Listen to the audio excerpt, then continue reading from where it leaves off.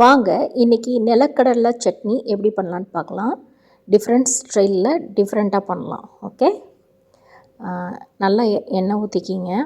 2 table spoon oil, அப்புறம் கடலை பருப்பு 1 டேபிள் ஸ்பூன், உளுத்தம்பருப்பு 1 டேபிள் ஸ்பூன், 4 டேபிள் ஸ்பூன் கடலைங்க, நிலக்கடலை.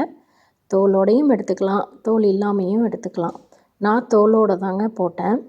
இது எங்கள் வீட்டுக்காரோட அண்ணன் வீட்டில் கொடுத்த கடலைங்க. அவங்க வயலில் போட்ட கடலை. நான் ஊருக்கு போயிருந்தப்போ எனக்கு கொடுத்தாங்க. அதை நான் செஞ்சுருக்கேன். எங்கள் வீட்டுக்காருக்கு கடலை சட்னினா ரொம்ப பிடிக்கும். ஆனால் என் பசங்களுக்கு அந்த கடலை சட்னினா பிடிக்காது. ஸோ அதனால் நான் அந்த கடலை டேஸ்ட்டே இல்லாமல் கொஞ்சம் வித்தியாசமாக பண்ணுவேங்க. ஜீரகம் 1/2 டீஸ்பூன், மல்லி 1/2 டீஸ்பூன், மிளகாய் உங்கள் காரத்துக்கு தகுந்த மாதிரி மிளகாய் போட்டுக்குங்க.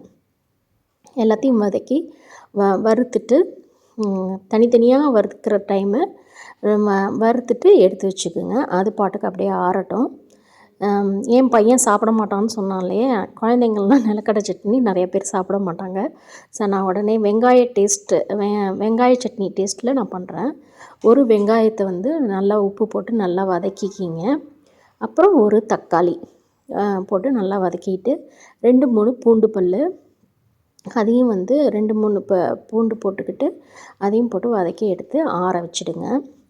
ஆற வச்சுட்டு ஆறுற டைமில் நான் இந்த சட்டி நல்லா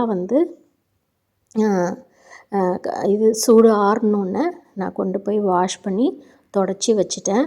மெயின்டெனன்ஸ்னு கேட்குறவங்களுக்கு இதுங்க. கையோடு வாஷ் பண்ணி தொடச்சி வச்சுடுவேங்க. அப்படியே ஈரத்தோடு வச்சோம்னா அப்படியே ஒயிட்டாக டாட் ஆகிடும். அதனால தான். ஸோ இப்போ ஆயில் ஊற்றிக்கிறேன். தாளிப்புக்கு கடுகு 1/2 டீஸ்பூன், உளுத்தம்பருப்பு 1/2 டீஸ்பூன், கொஞ்சோண்டு பெருங்காயம், அப்புறம் கொஞ்சம் கருவேப்பில்லைங்க. அவ்வளோதான். ஸோ இந்த மாதிரி செஞ்சு பாருங்கள். அது கடலை சட்னி மாதிரியே இருக்காது, வெங்காயம் தக்காளி வதக்கி வச்ச சட்னி மாதிரியே இருக்கும். இட்லிக்கும் தோசைக்கும் செம்ம காம்பினேஷனாக இருக்குங்க. சட்னி செய்கிறதுக்கு முன்னாடி இட்லியும் ஊற்றி வச்சுட்டேங்க குக்கரில் வைக்கும்போது வெயிட்டு போடக்கூடாது இட்லிக்கு. ஸோ அதனால் வெயிட்டு போடலை, ஜஸ்ட் போட்டுனுக்கேன். ஸோ இப்போ இட்லியும் வெந்துருச்சுங்க. சட்னி அரைச்சி முடிச்சுக்கிறதுக்குள்ளே இட்லியும் வெந்துருச்சு. சும்மா பசங்களுக்காக டெக்கரேட் பண்ணுறதுக்காக அந்த மாதிரி ஹார்ட் ஷேப்பில் பண்ணி கொடுத்தேங்க. ஸோ இட்லிக்கும் அந்த சட்னிக்கும் அவங்க தக்காளி சட்னி டேஸ்ட்டில் சாப்பிட்டுட்டாங்க. நீங்களும் செஞ்சு பார்த்துட்டு எப்படி இருக்குன்ட்டு பாய்.